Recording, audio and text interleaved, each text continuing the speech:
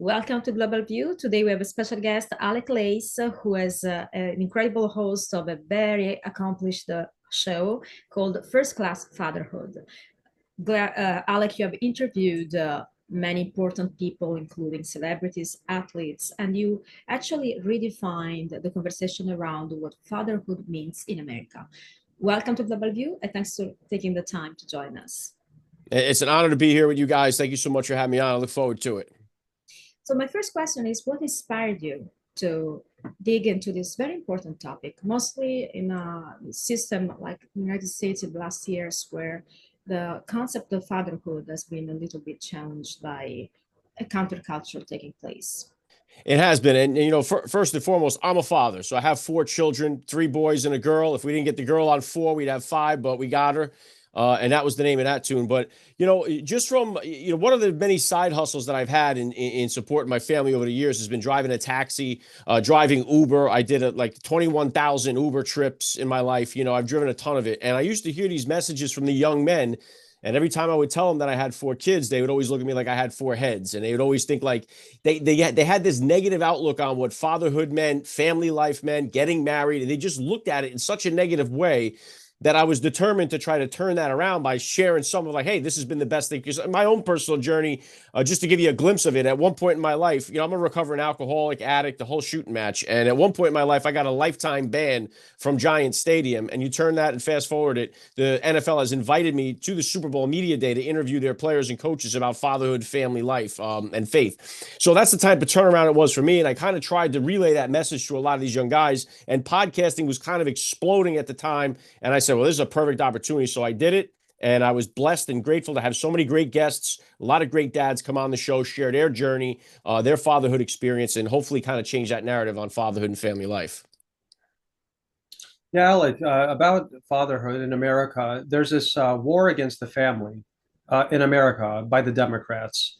Why do you think the Democrats have decided to fall on the sword of these very bizarre agendas that are so, in my opinion, out of whack and out of the mainstream and attack the family, attack the nuclear family, and try to divide what a man and a woman should be and redefine gender roles and redefine even what a family is? Why are the Democrats pushing this type of stuff in America in 2025? Yeah, well, George, this is exactly why I kind of transitioned from First Class Fatherhood to the Alec Lace show now, is because obviously this has been going on. And every time I would get into this politically and speak about it on the show, because the show, I very rarely touched on politics. Even when I had big politicians come on the show, I wouldn't get into it. So if I had like Josh Hawley, a senator, or Rudy Giuliani, any of these guys I would have on, it would be a fatherhood-based conversation. But I would get hammered on social media just for talking to these guys. So that's why, I try to try the transition, because you have to talk about this because there is a political angle to this. There was this Marxist ideology that took over in our country, that infiltrated this country going back to the 60s, that kind of separated families at the, you can look back to Lyndon B. Johnson. A lot of people point to that. And you had the civil rights movement, which really, prior to that, the black community had a strong nuclear family. In the 1950s, you had like 80-90% of two-parent households where kids were being raised. Today, 70% don't have two parents. They grow up without the father in the home. And so somewhere along the way, this ideology, and if you look out through any society throughout history, even Rome, once that nuclear family fell apart, everything else collapses. It's the foundation of everything. And so the agenda, if our enemies wanted to destroy us, the best way they could do it would be to destroy our nuclear family, because everything falls from that point and it's easier to get to everything else. So as much as I like talking about the politics and I enjoy talking to the politicians, unless we solve this fatherless crisis, this nuclear breakdown, nothing else that we do is ever really going to stick, because that's the foundation of everything. So that's why I think it's so important. Well, you couldn't say it better. I think the Roman society taught us that family is actually the basis of any healthy society, and a strong family makes strong conservative movements many times. But let's take politics apart. We have a very famous man in America who has given birth to many children, Elon Musk. What do you think of his role as a father? Yeah, Elon Musk, he's got, I think now he has 14 kids. Yeah. So now, obviously, he's not a highlight for the nuclear family because he is somebody that has, multiple kids. But there's very few people that have hundreds of billions of dollars that afford that kind of lifestyle. One thing we can say is that, he is a strong advocate for his kids. We see him constantly around his kids. He brings his son on stage with him and stuff like that. So he's obviously somebody that's not, I wouldn't consider calling a deadbeat dad, which is something that we have a very bad problem with in this country. We have that as one portion of this. But I think that we do have in this administration a lot of great father figures and family men to look up to, right? We have, President Donald Trump has 5 kids, all of them very highly successful. We don't see them caught up in the scandals of presidents' children of the past. We have also somebody like J.D. Vance, who's a good father. We have RFK Jr. has a whole trove full of kids. I mean, we have a lot of big families that are now in this Trump administration. And I think it does highlight the fact of the importance of the fatherhood role. And another thing I would point out to, too, is that another problem of the fatherless crisis that we're facing is the family court system in this country. And if I don't bring that up, I'll get hammered, because if I got one email more than any other email I've gotten over the years of doing First Class Fatherhood, it's from some dad that's lost all of his money, all of his respect, and lost everything trying to fight for a piece of custody for his kids. And now you see fathers still in the family court system, which is very corrupt. You also see parents holding this transgender stuff against their kids in the court system, where if one parent, the father, most of the times doesn't want to see their kid transitioned, the court holds that against him. And so he'll lose custody because he doesn't want to go along with the flow with that. So that's another problem that's infiltrated that. But it's definitely a contributing cause to the fatherless crisis. A follow-up on what you just said, Alec. So about J.D. Vance, you mentioned he was a good father. On the campaign trail, he was hammered during this infamous exchange about cat ladies, about I think it was something along the lines of some sort of if you have kids, you should pay less taxes vis-a-vis people who don't have kids, something like that. I don't remember exactly. So the question I have is, what can the federal government or the Trump administration do to actually stimulate, kids, young couples wanting to have kids, and bolstering the nuclear family? Is it something that they could do financially, with incentives, tax breaks, or is it something else? Well, first of all, I had this kind of conversation with the great Lou Dobbs, the late Lou Dobbs on First Class Fatherhood, and he was saying, like, every single policy that passes through the House, through our Congress, it should take in mind the consideration of how this affects the nuclear family in this country. It has to be done with the nuclear family in mind. Now, I do think that we always cater to, and the second email I get the most, by the way, is from the single mom who is always out there to say, hey, I wasn't in a situation where I had the father at home. I raised my kids and they turned out okay. And it's not a slight on single moms, because I know that there's many single moms that are out there that are working miracles. So it's never to take things away and say you can't do it. But statistically, we're filling up our prisons with one particular type of character, and that's a young man who grew up without a father in the home. There's no other way to put it. I mean, that we can look at all these statistics. So from a political standpoint, I don't know how much we can really do to incentivize this. I do know that we can try to do things that don't decentivize it, that don't take away from it. We don't want to do things that can hinder the nuclear family unit, make it harder for people, especially to buy a home, to start a young family. If you ask young people today why they don't want to get married and have kids, they'll say, I can't afford it. That's the number one thing that they'll point to. And so if they don't feel like they can afford it, they're never going to even want to take the next step. So that's one knock in the way that we could say we can incentivize it for everybody. If we can make things affordable again, it's going to help everybody in that sense. But also, too, I think highlighting good families, good fathers, good parenting, I think is another thing. We see that through our media. We now see, I was talking with Dean Cain about this the other day. We see the father, the male character, is always the schmuck in the movie. He's always the loser. He's not dependable. The female character has taken on that role and become the one that's the more of the hero of the day. And so they've kind of deminimized the father in that role, too. I don't think that's doing any help to our society either. So I think we need to highlight the good dads that are doing it right in this country. And I think that's what's important. That's what I tried to capture on First Class Fatherhood anyway. And it's also the reason why people are so confused about women and male roles. When a woman has to take over fatherhood as a single mom, it pushes out of her the tough survival experience. But, there is something very important you highlighted, what really means to be a father compared to be a parent. Because one thing is the financial aspect of affording a child. Another thing is to participate to education of this child. How much is important the daily connection with your child to develop a healthy and safe, a human being that feels loved and nourished. So that's why we come, to this distinction between, to me, giving as being a parent, giving life from a biological standpoint of view, and being a father or a mother.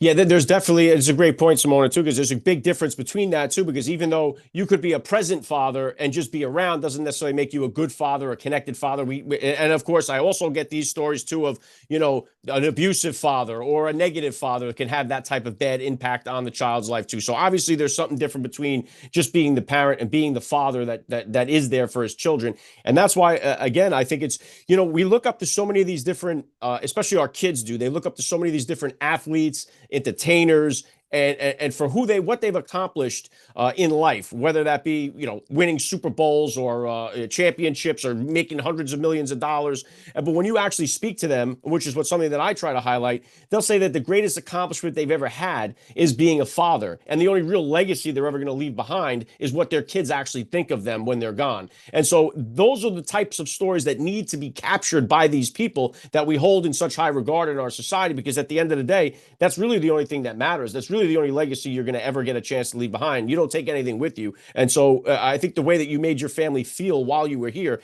is crucial to helping younger people say, hey, you know what? I would love to be like that guy because he's a good dad, not just because he can hit the ball 500 feet. I'd like to be like him because he's a guy that stood up for his family. He's a responsible guy and he's doing the right thing. And if we could do that, I think we could really change the minds, especially in the communities that have been more so affected. I like I said, I'll go back to, it's across all communities, but especially in the Black community, they're going to need some real leadership to highlight of great dads in that community and saying, you can do this too. And if I can do it, you can do it. And I think that type of a message needs to get heard. And the father has, I think, an incredible role, even more than a mother, in keeping the family united and strong. I mean, we see too many divisions in families right now that lead to a terrible legacy. And I agree with you, in the end, that's how you make your children feel about you, the memory, the legacy as a grandparent, as a father, that matters. Thanks for this point. Yeah, and none of this is easy either. It's not to say that it's easy, right?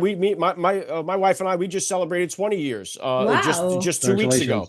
Yeah, and I know you guys just celebrated seven. Yeah, and it's like these things aren't easy. There's no rule book to this stuff. We go to school to learn a trade, or to learn, not even trades anymore. We got to get back to that. That's a whole other topic. But we go to school to learn our careers. We study all these things for years, and then we become a professional. We get training. We do all that. There's none of that when you get married and start a family and having kids. You get married and then you have to try to figure it out on your own. And so I think it definitely helps to have successful families be able to share their stories in a way that isn't corny, and it's not like, oh, everything's all good, because it's not all good all the time. And so we don't want to portray it that way. But this is real life, and people are going to go through these things. So it's great to have people that have been through it and come out on the other side successful and be able to turn around, reach back and say, hey, you might struggle at this point in your marriage. Here's what you could do. And I think if we can get that across in a good way, you'll have more, because of course you see the divorce rates skyrocket in this country too. And that's why, going back to what you said about what could we do politically or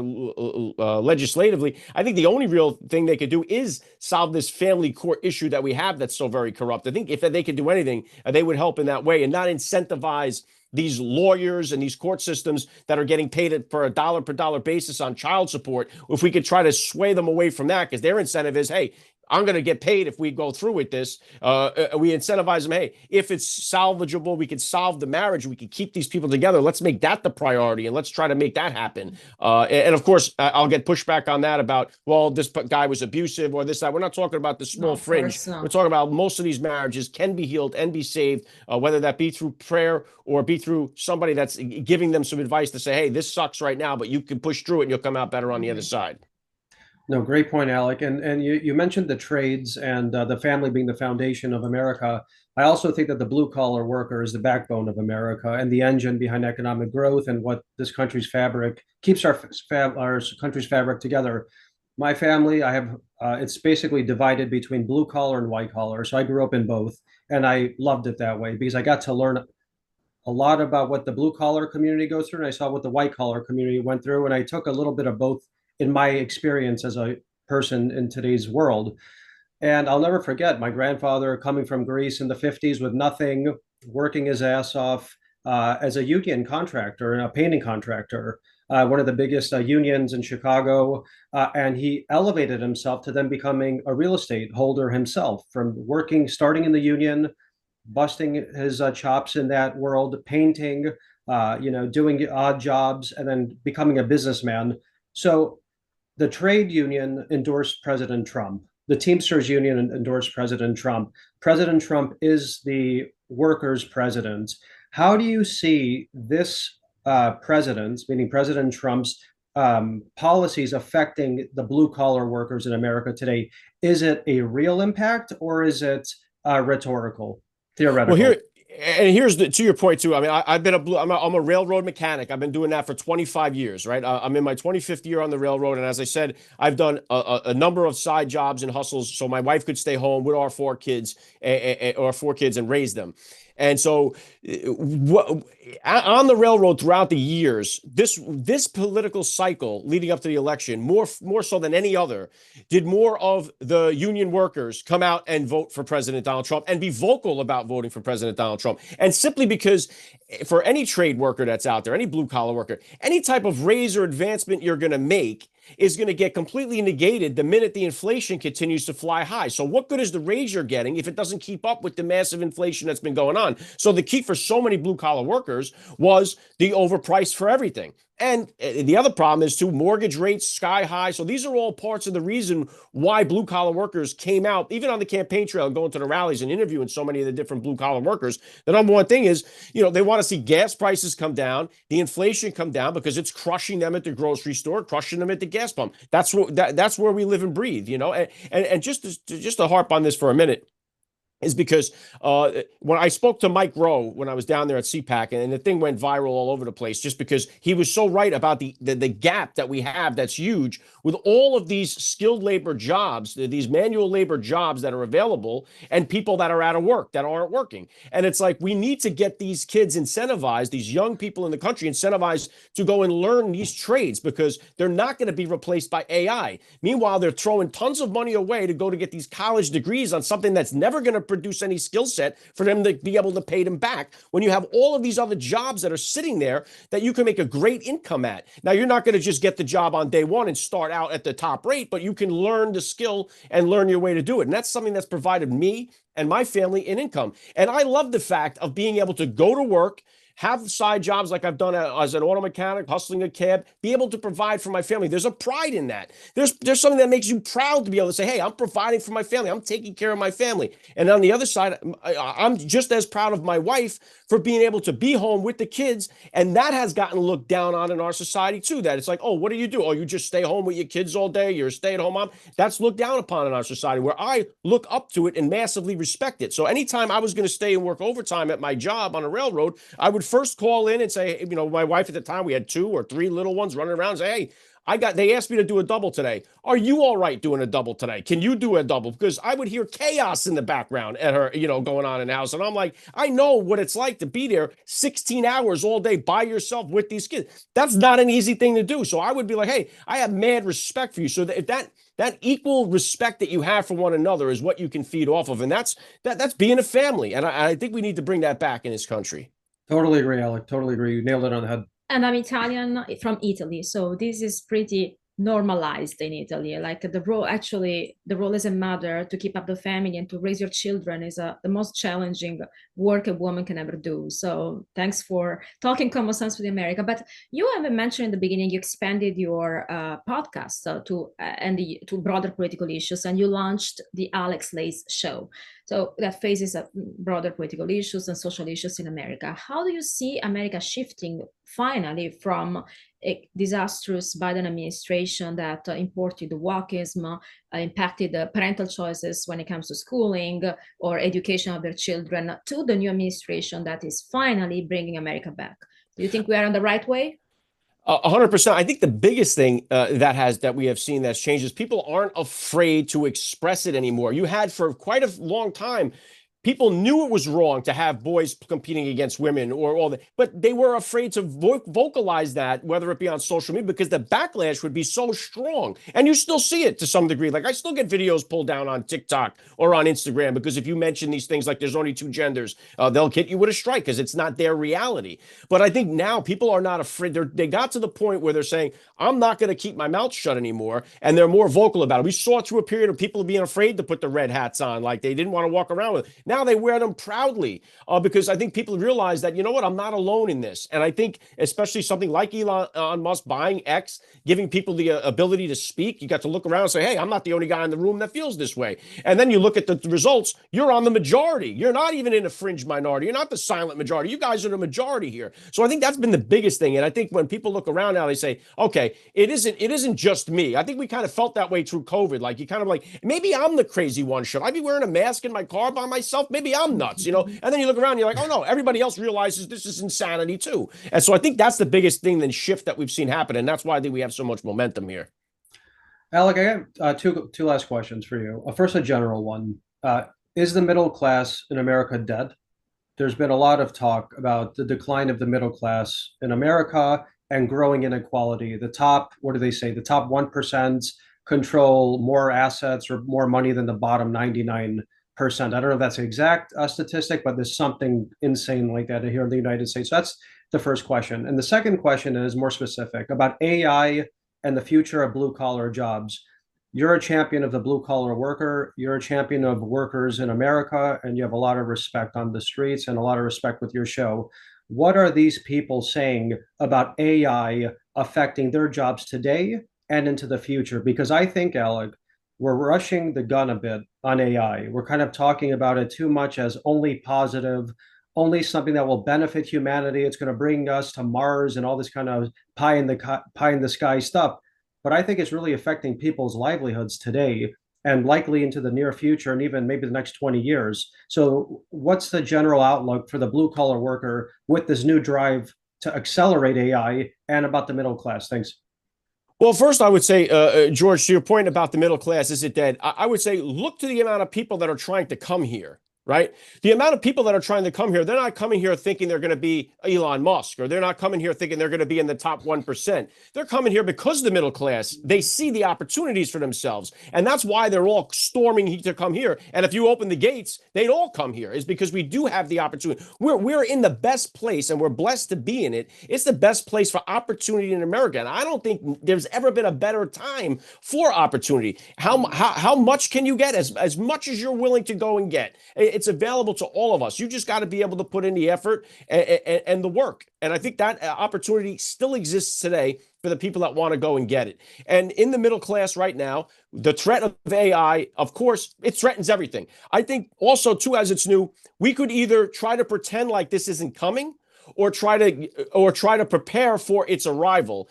And we could start to get some skill sets that are going to be beneficial for when it does hit. Where is it going to be? How can I now benefit from it? What can I do to pivot? Is my job going to be replaced by AI? If so, let me look for a skill set that's not going to be replaced by AI, okay? Because I know that I don't see in the near future the time when an AI is going to come in and be able to unclog your toilet or fix a main water leak in your house. Like, I don't see where that's going to come in. Will it come down the line somewhere? Maybe. Same thing with regular basic auto mechanic skills. What kind of AI jobs are going to be created? Can you start learning the skill set? So rather than to say, I hope this doesn't come, and if it does, I'm going to be screwed, maybe start preparing for it, I would say. Let's try to see what skills do I need to acquire so that if this thing comes and puts me out of a job, I know exactly where I'm going. I would say let's prepare for it. So we should take a pause on the gender studies degrees and the what do they call it, like 15th century philosophy PhDs. So I think I agree with you on that, Alec. Let's get more pragmatical.